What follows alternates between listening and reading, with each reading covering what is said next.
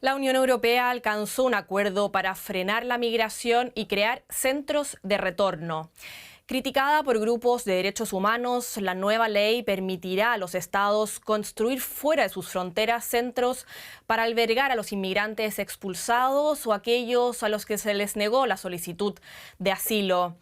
Es decir, ¿servirían como destino final o como centros de tránsito para los expulsados? Algunos países, entre ellos Austria y Alemania, ya están estudiando opciones para crearlos. Sin embargo, otros miembros de la Unión, como Francia y España, por ejemplo, han cuestionado su eficacia. La reforma debe ser aprobada formalmente por el Parlamento Europeo y los Estados miembros antes de que pueda entrar en vigor. Mi nombre es Nicole Gaese Díaz, los saludo desde Berlín y hoy en DW Actualidad en Análisis tengo el gusto de saludar desde Bruselas a la periodista Ana Lázaro y Augusto del Cader Palacios, profesor de Ciencia Política en la Universidad Complutense de Madrid. A los dos, muchísimas gracias por acompañarnos el día de hoy.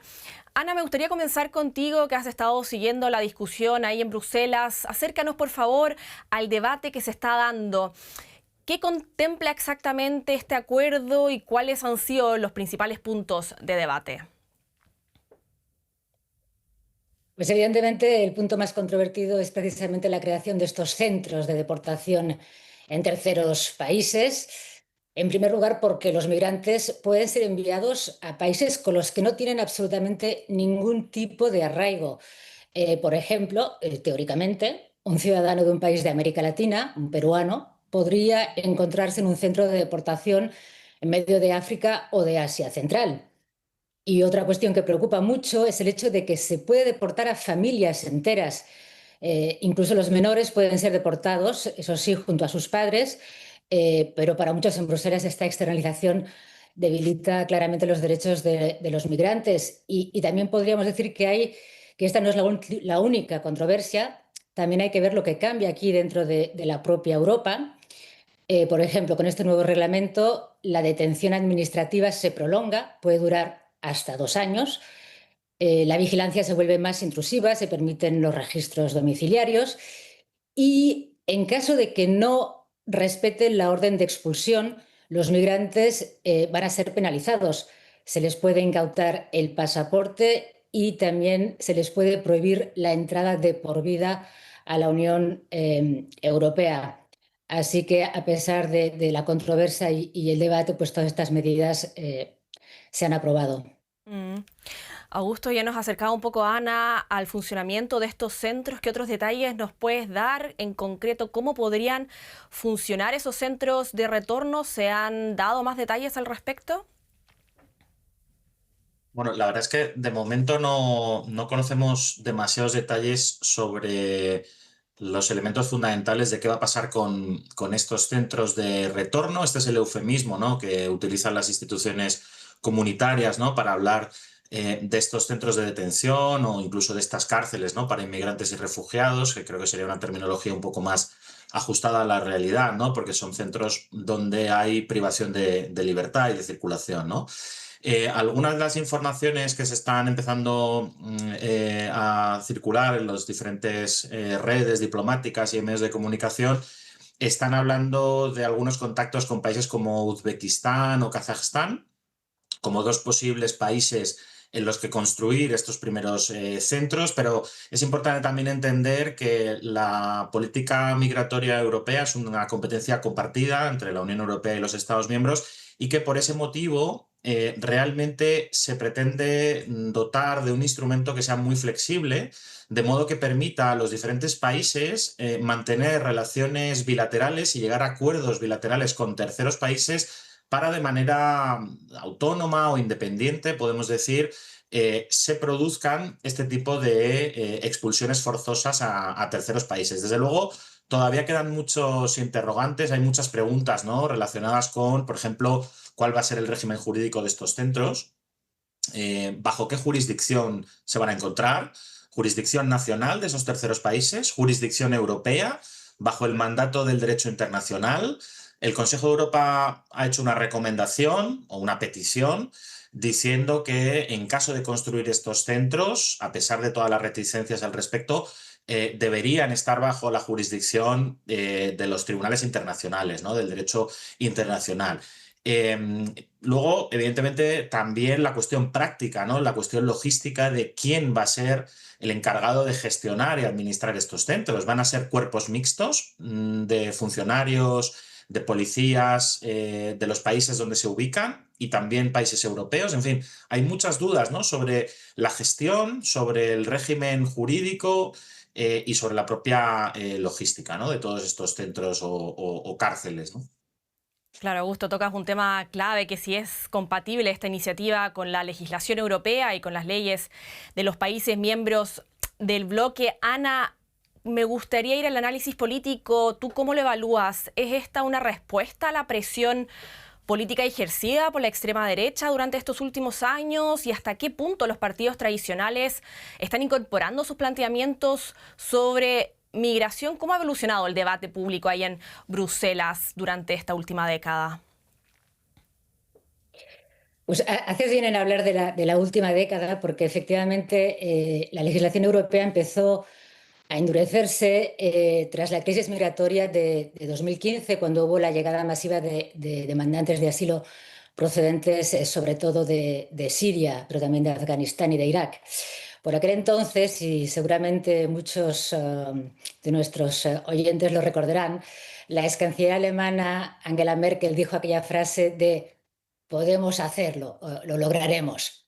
Es decir, en aquel momento la idea era gestionar la llegada de migrantes y facilitar su acogida e incluso facilitar su integración.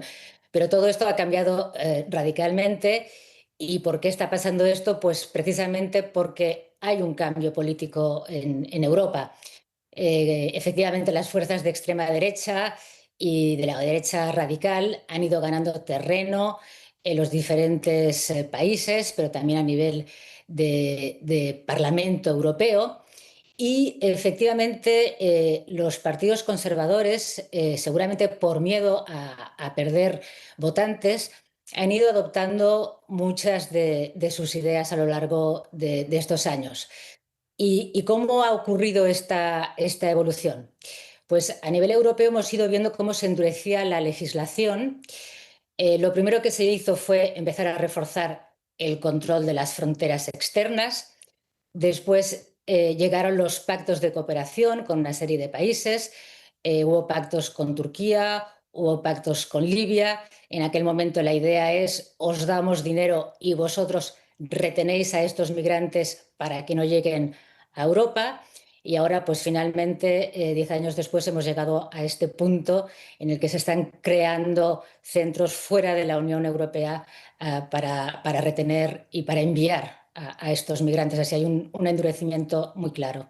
O sea, los gobiernos europeos están reaccionando a una opinión pública cada vez más crítica de la migración en un contexto marcado por el avance de la extrema derecha en varios países aquí del continente.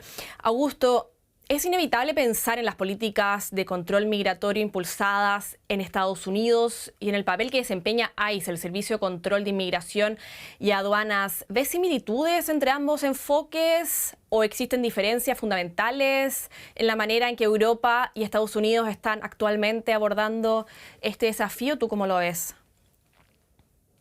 Bueno, mucha gente está apuntando efectivamente y haciendo algunas comparaciones, ¿no? A lo que podría llegar a desarrollarse en Europa, ¿no? Y efectivamente, el caso del ICE es probablemente el caso más extremo, ¿no? Que estamos conociendo en este momento, digamos, de políticas migratorias duras, ¿no?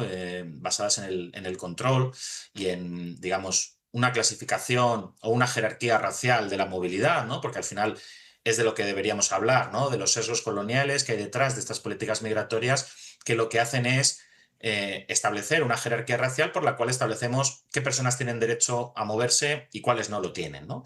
En cuanto a similitudes, yo creo que hay algunos puntos que son comparables, ¿no? Que se establecen en este reglamento que parece que se va a aprobar en breve y que es parte, como sabemos, del pacto de migración y asilo. Pues uno de los puntos es, por ejemplo, todo lo relacionado con los registros domiciliarios, con las excepciones que se pueden hacer a las garantías judiciales, por ejemplo, para llevar a cabo decisiones de internamiento. Es decir, se puede establecer o se puede llevar a cabo el internamiento de una persona, de un migrante o de un solicitante de asilo, sin la revisión por parte de un juez, ¿no? Esto es una de las cosas que se establece en el reglamento en caso de que se establezca o se defina una situación de crisis, ¿no? ¿Y cómo se define una situación de crisis? Bueno, pues una llamada llegada masiva, ¿no? Una llegada masiva de población migrante o de demandantes de asilo. Entonces, es uno de los elementos que nos hacen pensar en eso. La situación, digamos, de cuerpos policiales, ¿no? Llevando a cabo actuaciones sin control judicial, que puedan llevar a cabo incluso redadas, persecuciones, hostigamiento a los colectivos migrantes, pues es algo que en realidad tampoco es que sea totalmente nuevo, lo que no es algo es generalizado, ¿no? O permanente o sistemático, pero yo creo que este instrumento habilita, ¿no? Probablemente a los cuerpos policiales a hacer este tipo de actuaciones con un grado de control y de garantías menor. Luego, la cuestión también de la criminalización de la población migrante, yo creo que también está muy presente con el establecimiento de sanciones penales, con la detención en cárceles comunes y ordinarias de las personas que están en situación irregular, porque hay que recordar que en Europa actualmente las personas en situación irregular no son recluidas en cárceles comunes, son internadas en centros especiales que tienen bastantes similitudes con las cárceles, en el sentido de que hay privación de libertad, no hay libertad de circulación, pero no son cárceles comunes. Este reglamento abre la puerta al ingreso en prisión, aunque en módulos separados, por lo que están diciendo, de los solicitantes de asilo que hayan sido rechazada su solicitud o de las personas en situación irregular. La cuestión también de la separación de las familias, ¿no? Es otro de los puntos que Claro. también se está hablando, la prohibición de acceder a la Unión Europea de por vida. En fin, hay bastantes, yo creo, cosas que se pueden comparar, ¿no? Mencionas la llegada masiva de migrantes, pero Ana, ¿cuál es la situación actual en Europa? Porque tengo entendido que este acuerdo llega en un momento en que la migración hacia Europa está de hecho disminuyendo. ¿Es eso así? ¿Tú manejas cifras al respecto? Pues efectivamente, los datos así lo demuestran. Según Frontex, que es la Agencia Europea de Control de las Fronteras, en 2025 la inmigración irregular ha disminuido por tercer año consecutivo.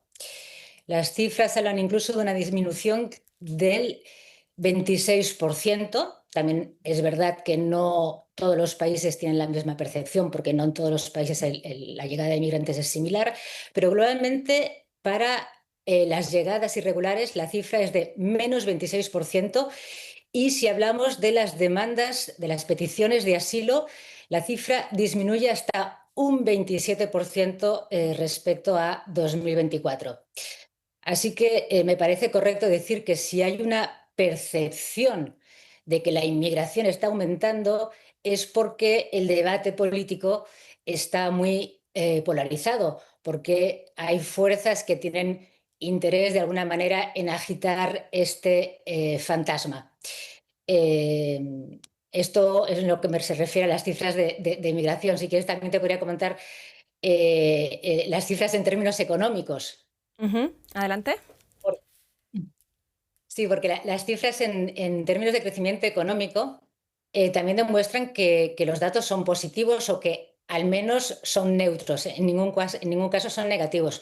Según la OCDE, los migrantes contribuyen en un 0,2% puntos porcentuales al Producto Interior Bruto. Y se considera que su papel es muy importante, sobre todo para contrarrestar el envejecimiento de la población en Europa Mm. y también para contrarrestar la falta de mano de obra, especialmente en algunos sectores como la hostelería o como la construcción.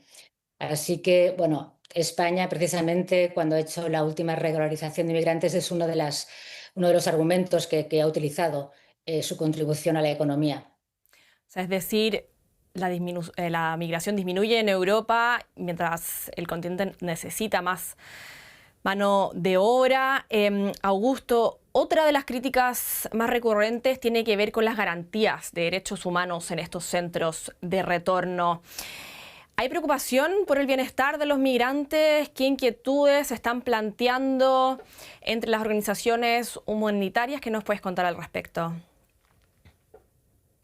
Sí, yo creo que, bueno, como comentaba un poco antes, ¿no? Creo que hay bastante preocupación sobre esto porque, bueno, básicamente una de las cosas que pueden suceder es que obviamente esto pues va a escapar de nuestro control, ¿no? Es que incluso en el caso de que se establezcan eh, reglamentos, protocolos, incluso gestiones mixtas, sobre todo en las primeras etapas, ¿no? de gestión de estos centros, pues digamos, de forma natural, esos espacios, esos centros van a estar en territorio bajo soberanía extranjera, ¿no?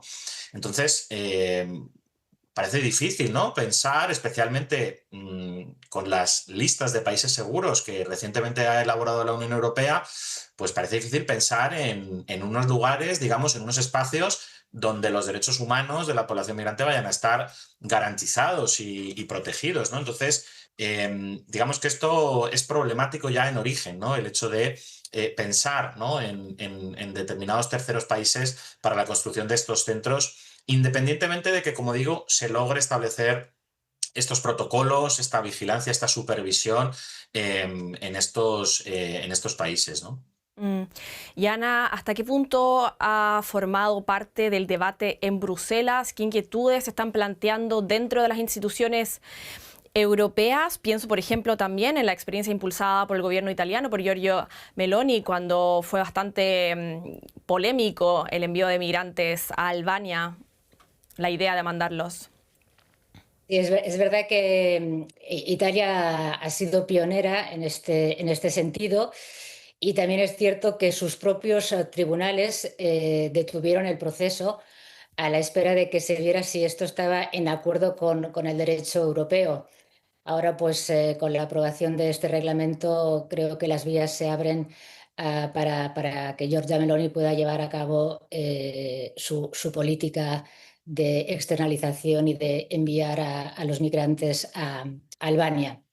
Pero bueno, aquí, y creo que lo ha explicado muy bien Augusto, en Bruselas el debate ha sido precisamente esta preocupación por ver cómo se está debilitando el derecho de asilo en Europa, porque no está claro que los países a los que se externaliza, ¿no? este trabajo, no está claro que allí se vayan a poder garantizar los derechos de estos migrantes. Es verdad que se han aprobado una serie de criterios antes de que se pueda llegar a un acuerdo con este país tercero que acogería el centro de deportación, pero aún y así subsisten muchas dudas. Eh, ¿Cómo se va a garantizar la supervisión de lo que ocurre allí? Y en caso de que ocurra algo, ¿cuál va a ser la jurisdicción que va a poder verificar lo que está ocurriendo allá? Y el gran temor es precisamente que esto pueda quedar fuera del alcance de los tribunales europeos. Y Augusto, ya para ir terminando, ¿qué consecuencias podría tener para la Unión Europea la aprobación definitiva de esta medida por parte del Parlamento Europeo? Yo destacaría un poco dos, ¿no? O sea, por un lado, un poco al hilo de lo que comentaba también Ana, ¿no? Yo creo que esto que llamamos el régimen del control migratorio o estas políticas migratorias centradas en el control y la deportación, el problema que tienen es que no se apoyan en datos, ¿no? No se apoyan en datos empíricos y lo estamos viendo con ese descenso de la migración irregular, pero que sin embargo conforman una opinión pública con tesis totalmente de rechazo y contrarias a la inmigración, ¿no? Y yo creo que este tipo de iniciativas yo creo que refuerzan, ¿no? ese estado de opinión, a pesar de que efectivamente hay algunas voces críticas que mencionan cuáles son los problemas de todo esto. Y luego hay otro problema importante, otra consecuencia que yo creo que es bastante problemática desde un punto de vista, digamos, más macro, ¿no? de la propia Unión Europea y de los Estados miembros, y es que estamos lanzando al mundo un mensaje de que somos vulnerables y somos dependientes para la gestión de la migración, porque como la hemos diseñado, enmarcado como un problema de seguridad, necesitamos a terceros países para que hagan dos cosas, para que frenen la llegada de migrantes, por un lado, y para que acepten a aquellos migrantes que ya están aquí y los queremos expulsar.